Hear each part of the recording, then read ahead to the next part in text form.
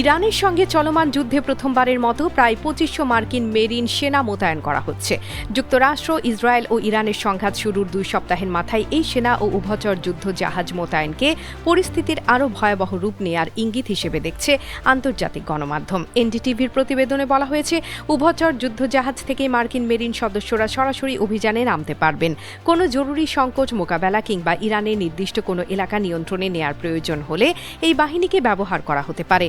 প্রতিবেদনে আরও বলা হয়, ইরান, যুক্তরাষ্ট্র, ইসরায়েলের চলমান সংঘাতে এই মেরিন সদস্যরাই হতে যাচ্ছেন প্রথম মার্কিন স্থলসেনা যারা সরাসরি যুদ্ধক্ষেত্রে মোতায়েন হচ্ছেন।